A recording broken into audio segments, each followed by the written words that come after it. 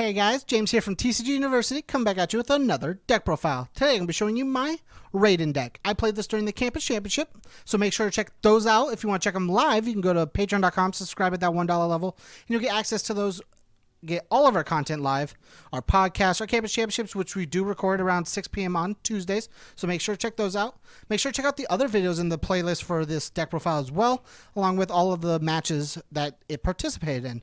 So let's get into the profile. Okay guys, for my Raiden deck, I played it underwater. Raiden himself is a 6-hand size 25 vitality character.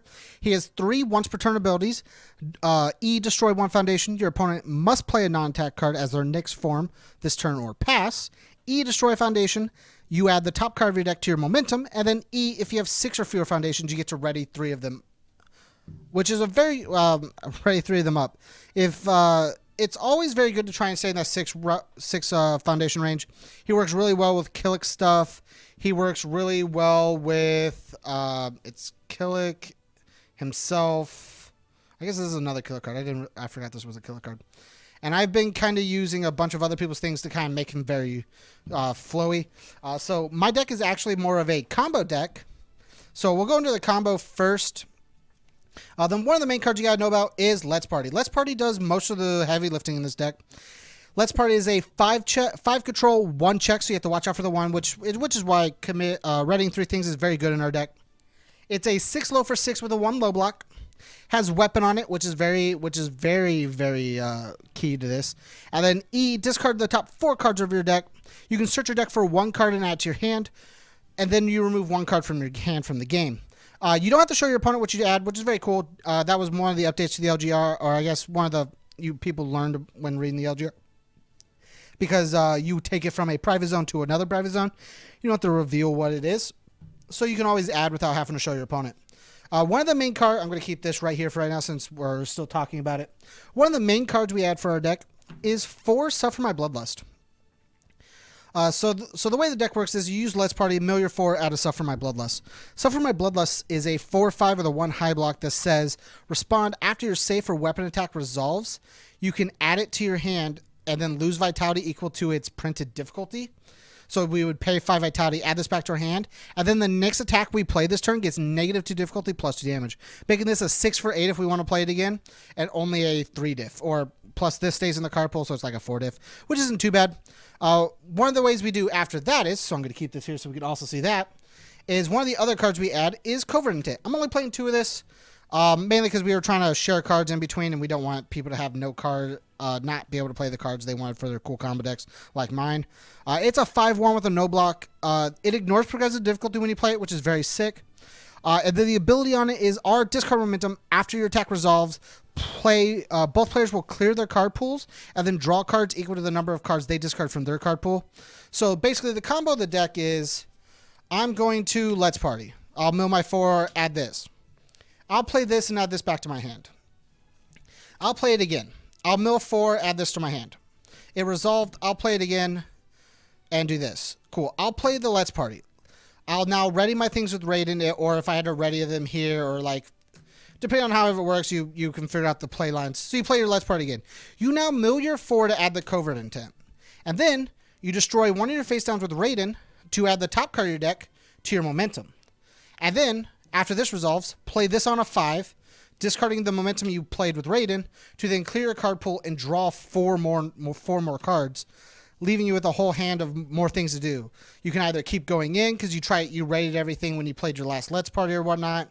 You can also choose to just build, have still a decent hand, and you didn't lose too much advantage out of it, which was the main idea of the deck, was you get to kind of like combo out a little bit and still have control over the game.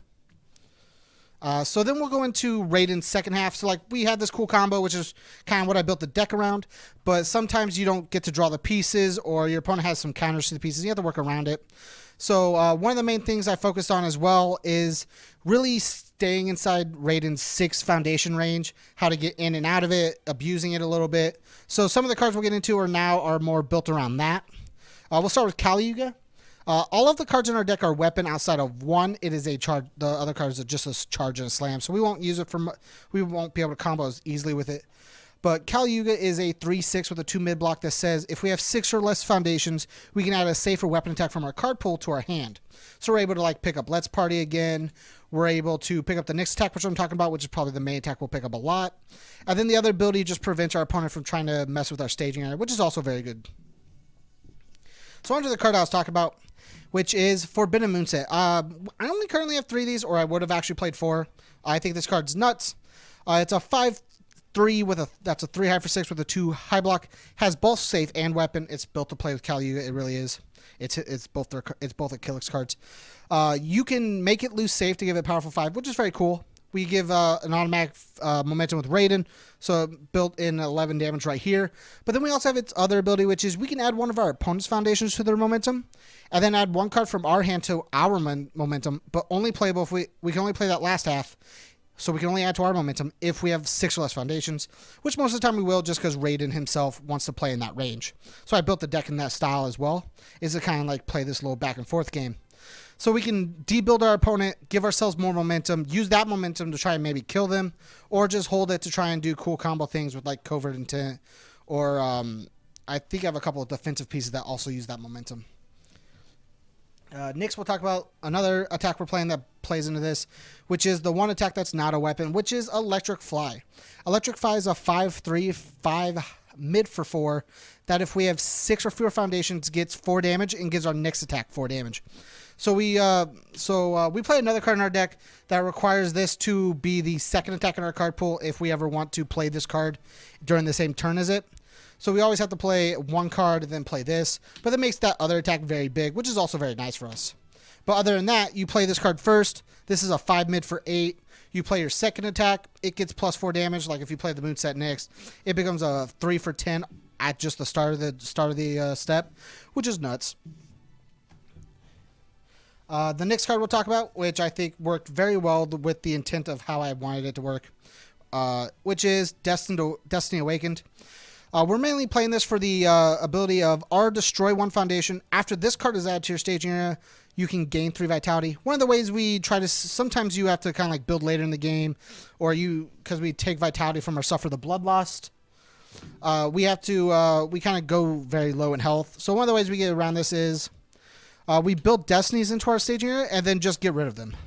So the way it works is, say you already have your 6 foundations, or you need to gain life you like really need it. So you'll play your destinies in your card pool, and then when they drop into the staging area at the end of the turn, you can respond with it, destroy itself, and then gain 3 vitality. So one of the ways, the other ability on this card also works within 6 foundations. We won't use it much. It just gives speed, which is cool, I guess. But we mainly want to, being already a 25 health character, don't have a lot of health to work with. So and especially when we're paying vitality for our Suffer the Bloodlust, we have to kind of try to keep that up. And Destiny Awakened very much helps us do that. So we'll build in our staging area, gain 3, and then just every time we do it, just do it. So you can always build into 6 foundations, have your 6 foundations, and then if you have this, not have to worry about having to build it, because you can always just play it to gain 3. So you never have to worry about holding dead weight in your hand.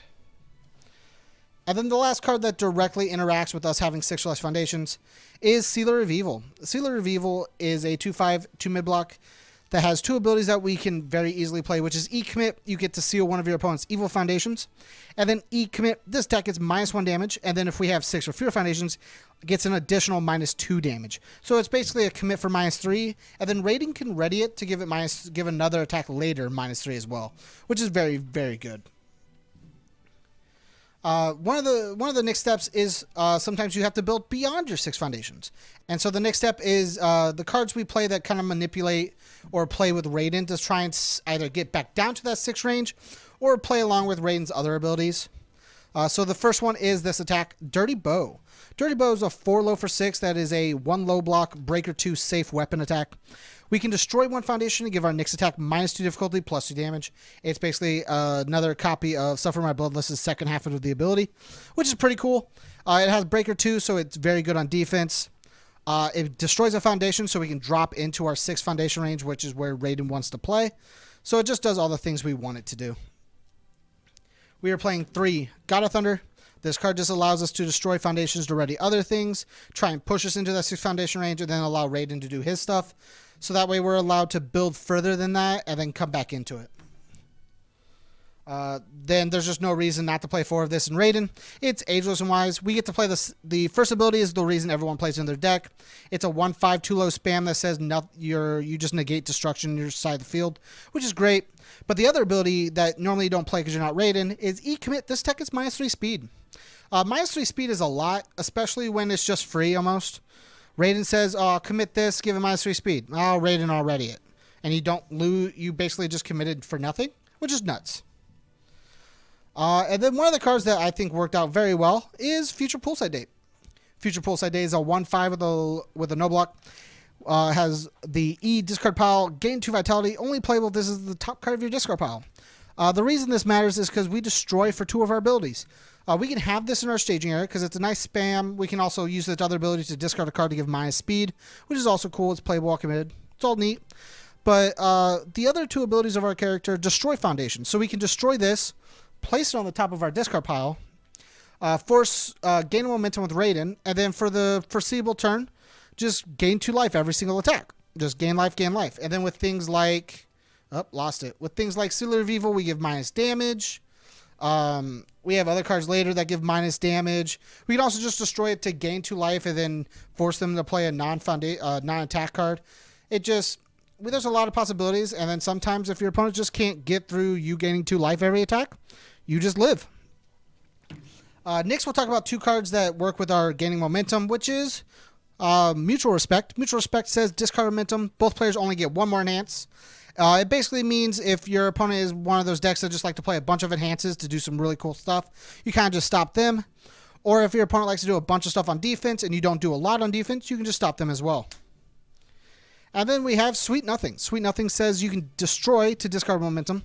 You destroy, discard momentum, and then discard the current attack from the card pool. And then your opponent can either draw a card or gain 3 vitality. It's their choice, but it's very good to just, man, I really had something I was going to do, and then they did something that just stopped me from doing it. I guess I'll destroy Raid and get a momentum, and I'll just ditch your attack and not have to worry about it. Just a simple out. Next, we have just some cool defensive cards. The rest of this is just going further. These are cool stuff that we can easily just blow up or ready if we ever need to. Toughest Pumpkin Junior High.